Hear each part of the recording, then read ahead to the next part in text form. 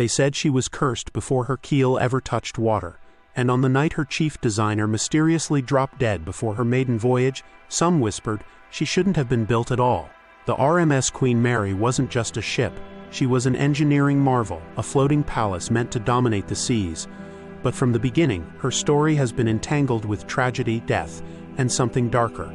Long before she was permanently docked in Long Beach, California, she earned the chilling nickname, the Gray Ghost. But no one ever imagined that the real terror wouldn't come from her wartime missions or the icy Atlantic, but from what came after. It began with whispers, sailors muttering of cold spots in steel-walled rooms, unseen hands brushing their shoulders, the sudden echo of phantom footsteps in empty hallways dismissed as superstition. Sailors' tales, but then people began to vanish. In 1942, during World War II, the Queen Mary was transporting over 10,000 soldiers across hostile waters. On a fog-drenched morning, she accidentally sliced through her own escort ship, the HMS Curacoa, splitting it in half. Over 300 lives were lost in seconds. Regulations forbade the Queen Mary from stopping to help.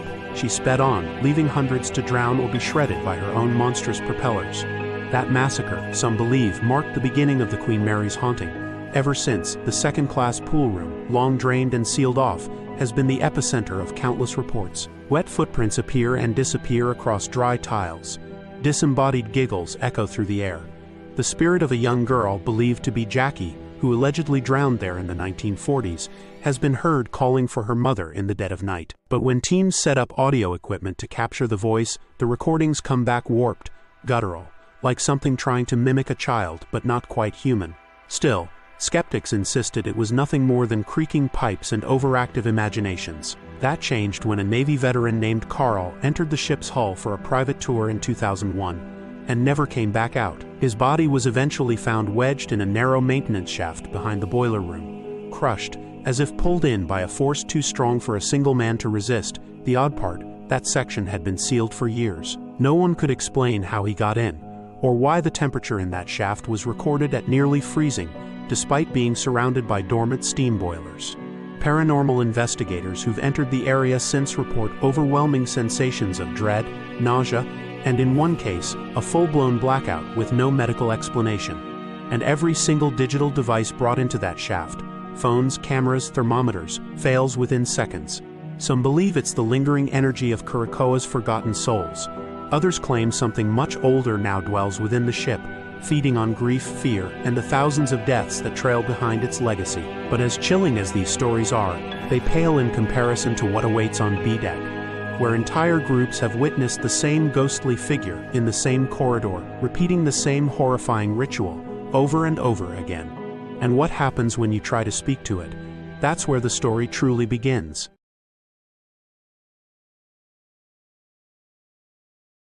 He appears without warning, no footsteps, no shadow, just a flicker, then he's there. Dozens of visitors over the decades, from tourists to seasoned paranormal investigators, have reported encountering the same apparition on B-Deck. A tall man in a dark, double-breasted coat, his face obscured, standing silently at the far end of the corridor just outside cabin B340. Some say he vanishes the moment you look directly at him. Others say he doesn't. In 1959, during a routine transatlantic voyage, cabin B340 had to be sealed off mid-trip. A third-class passenger named Walter J. Adamson began pounding on the inside of his door, screaming that someone was in the room with him. Crew members opened the door to find him curled in the corner, muttering about eyes in the dark, about a voice whispering numbers over and over again. The room was empty. By morning, Walter was dead. Not from a stroke, not from cardiac arrest. His body was covered in scratches, deep ones, too uniform for human fingernails. The ship's doctor marked the cause of death as unknown trauma-induced shock. The crew buried the incident. Passengers were told he had a seizure, but they sealed the room, forever, or at least they tried. Over the years, the door to B340 has been found mysteriously unlocked. From the inside, housekeeping staff refused to go near it. One former employee, Maria Rios, told reporters in 1987 that while dusting the hallway, she heard the lock click open behind her. When she turned, the door stood ajar. She swears she saw a man's silhouette inside the room, staring at her. But when she screamed and ran to alert security, they returned to find the door shut and locked tight. Electronic card access records showed no entries for over a year, and still the sightings continue.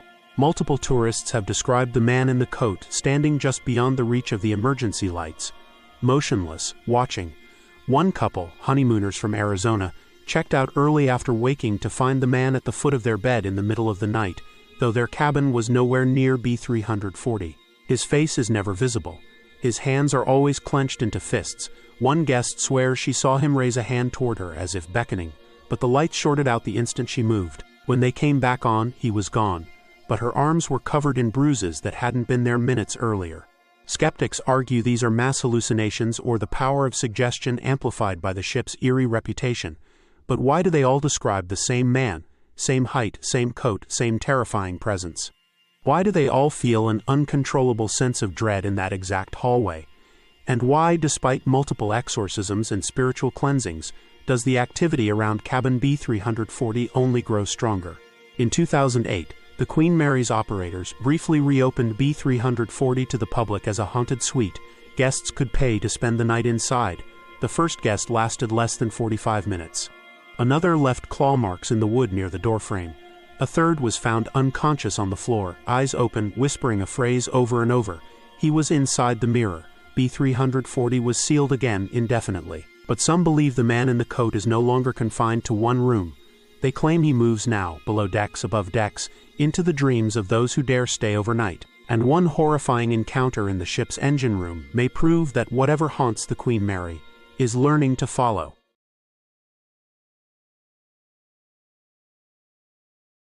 It was supposed to be just another tour, a quiet Tuesday. But what happened in the bowels of the Queen Mary that day left 3 people hospitalized, and one of them unable to speak a single word ever again. At exactly 2:14 p.m., a group of visitors descended into the engine room, a labyrinth of rusting steel and narrow catwalks. The air was thick with heat and the scent of oil. This was the heart of the Queen Mary, the place where more men died than anywhere else on the ship, especially in Shaft Alley. That's where it happened. Shaft Alley is a long, claustrophobic corridor near the massive propeller shafts. During World War II, it was manned constantly by engineers monitoring the engines, and it was here in 1966 that John Petter, a young crewman, was crushed to death by the infamous Door 13, one of the ship's watertight doors. The story goes that he had tried to sprint through the slowly closing door to impress his mates. He tripped. The 1,000-pound door slammed shut, slicing through his torso. He died in less than a minute. Since then, people have seen him, or something like him. That Tuesday in 2013, the guide paused to explain the tragedy of John Petter when something went wrong. A high-pitched scream echoed through the corridor. Then another. The lights flickered. Several guests claimed to see a man in a navy blue jumpsuit running between the shadows, drenched in sweat, face twisted in agony. The air turned ice cold. One woman collapsed, sobbing uncontrollably, while another began clawing at her own throat, gasping, "He's stuck. He's still down there." Security had to evacuate the entire lower deck. One of the guests, a retired firefighter named Alan Brooks, later told local news, "It felt like something was in my head, like it wasn't just around me, it was inside me, screaming." But what terrified the investigators wasn't the hysteria. It was the audio. One of the guests had been recording a video just moments before the screams started. When reviewed later, the footage showed a perfectly normal tour until the screen flickered, then turned black. The audio, however, continued, and in the middle of the static and tour chatter came a voice. A male voice, guttural, wet. It whispered, "Turn it off, please, it hurts." When the audio expert enhanced the sound, something else emerged beneath the voice, what sounded like distant metal grinding, and a slow, rhythmic thud, like a door trying to shut over and over again. Door 13 remains bolted open today. But the spot where John Petter died is marked, and many believe that his spirit is trapped, replaying the moment of his death in an endless loop. But others think something else uses his story, that it's not Petter haunting that hallway, but something that feeds off the pain he left behind, something that mimics, that remembers. A former engineer who worked on board during the 1970s once claimed he heard someone whispering his name from the far end of the corridor. When he went to investigate, he found an oil-slicked footprint, and the faint sound of a door slamming shut, over and over and over. But whatever is haunting Shaft Alley is growing bolder, more violent, and its presence seems to be spreading upward. And when a former night watchman tried to confront it head-on in the deserted first-class swimming pool, he disappeared for nearly an hour, only to be found curled up, whispering the same chilling phrase over and over. The water was never empty.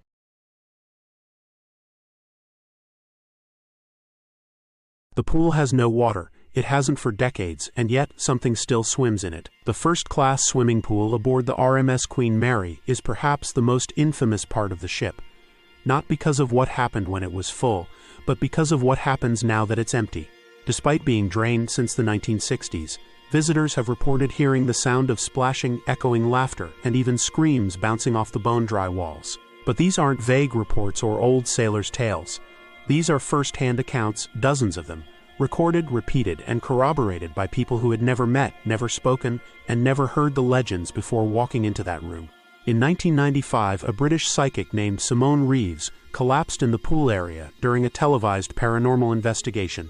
She was seen convulsing and gasping for breath, her hands clawing at her throat. When medics arrived, she screamed, "They're under the water, pull them out." But the pool was bone dry.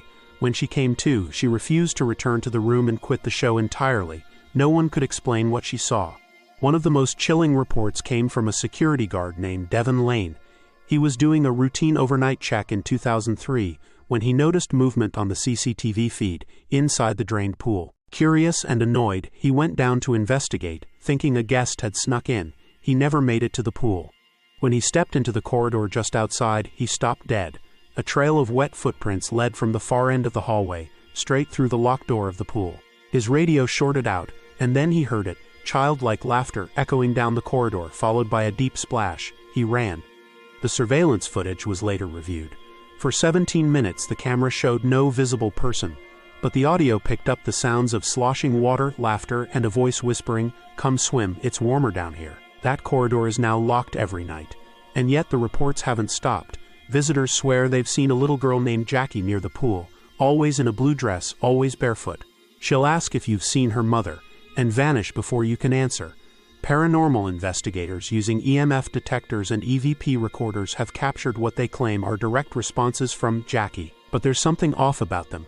Her voice shifts mid-sentence. She laughs, then suddenly growls. She calls out the names of people present before they've said a word. Is Jackie even real, or is something else wearing her voice like a mask? In 2016, a paranormal team tried a live broadcast seance in the pool area. Halfway through, their lead investigator screamed and ran off camera, reportedly after seeing a woman rise from the pool completely dry and stare at him with eyes black as coal. The stream cut out. Equipment fried. When they returned the next day, their cameras were shattered, and one of their team members refused to speak again. The Queen Mary's management has since banned after-dark tours of the pool room. No explanations given. But those who've been there say the energy lingers, thick, heavy, like something watching from below. And those who've dared to stand at the edge of the dry basin swear they've seen ripples. Something moving underneath. And just weeks ago, a guest left a handwritten note in the ship's suggestion box. 4 words scrawled in frantic, uneven letters. The pool is full.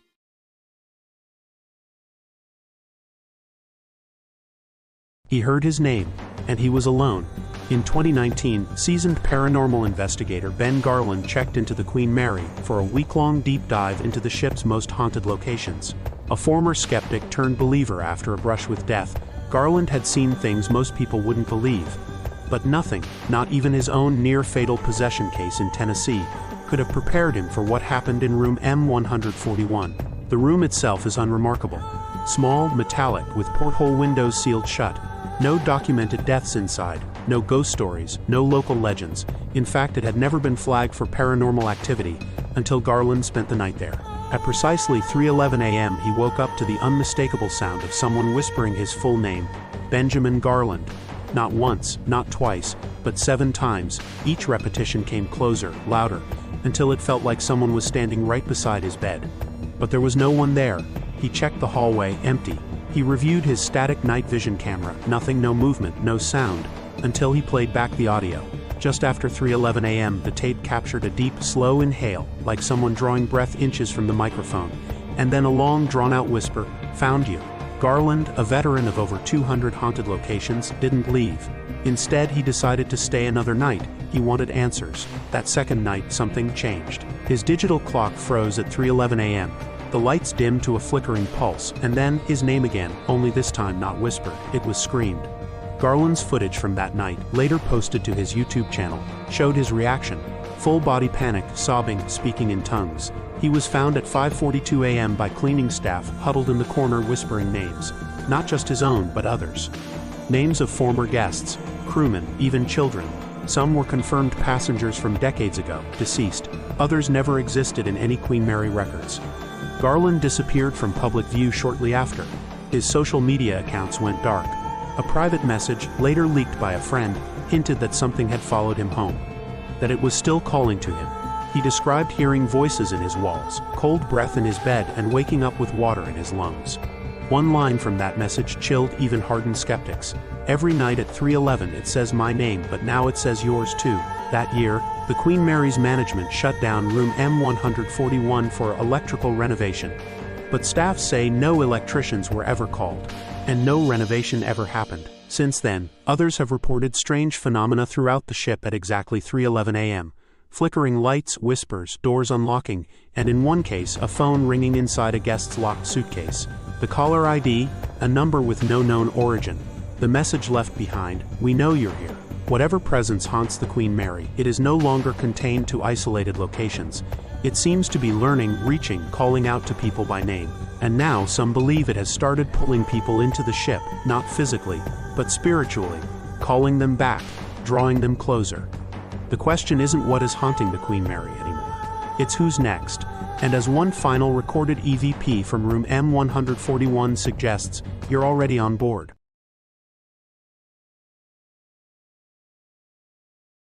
The Queen Mary hasn't sailed in over half a century, but according to those who've been aboard, she never stopped moving. In 2021, a team of naval historians studying the ship's war records noticed a disturbing pattern. Dozens of crew members who served during her military years were either lost at sea under strange circumstances or died suddenly within months of discharge, some by drowning, some in their sleep, others with no known cause. Their files were all stamped with the same peculiar annotation, non-combat fatality, subject served aboard RMS Queen Mary. But the strangest part, many of them reportedly claimed to hear the ship calling them back, in dreams and waking hours, through radios that weren't plugged in. One sailor's wife told investigators her husband would stand at the edge of their dock each night, staring into the fog, whispering, "She's waiting." He vanished in 1953. His body was never found. It's not just ex-crew. Tourists, thrill seekers, even hotel guests who stayed overnight have gone missing. Between 1970 and 2018, at least 11 disappearances were quietly recorded by local authorities. All people last seen boarding the Queen Mary. No security footage of them leaving, no checkouts, no bodies. The ship simply absorbed them. Some researchers believe it's a form of psychic imprinting, that the ship has become saturated with so much grief, terror, and death that it's developed a kind of sentience, a dark consciousness, and that consciousness is hungry. Over time, the Queen Mary's legends have evolved. Jackie's laugh is no longer always innocent. The man in the coat is seen more frequently, and now sometimes he's inside rooms, not outside them. Door 13 no longer slams shut, but pulses as if something is breathing behind it. And more than one psychic has claimed that the pool, the dry, echoing void in the heart of the ship, is a kind of gateway, not just to death but to something deeper, another side, a place beneath. In 2023, a renowned parapsychologist named Dr. Elaine Voss conducted a controlled overnight experiment. She placed temperature sensors, EMF meters, and motion detectors in every active hotspot on the ship. All readings were normal, until 3:11 a.m. Every single sensor across the ship triggered simultaneously. Lights burst, EMF levels spiked into unreadable territory. But the most terrifying anomaly came from a thermal camera pointed at the empty promenade deck. It showed a crowd, hundreds of people, men in vintage naval uniforms, women in 1930s evening gowns, children, all standing motionless, facing the same direction, toward the sea. But in real time, the deck was empty. The feed cut out seconds later. Dr. Voss never returned to the Queen Mary. In her final interview, she said only one thing: she's no longer a ship, she's a door. And now, as the Queen Mary sits docked in Long Beach, a museum, a hotel, a relic of history, she continues to breathe, to watch, to remember every soul that ever walked her halls. Some believe the hauntings are growing stronger because the ship knows it's being forgotten, and it will not be forgotten. So if you ever visit her and the air suddenly turns cold, if you feel your name echo softly through steel corridors, whispered by a voice you don't recognize, don't follow it, don't turn around, because what's behind you may not let you leave. And once the Queen Mary knows your name, she never lets go.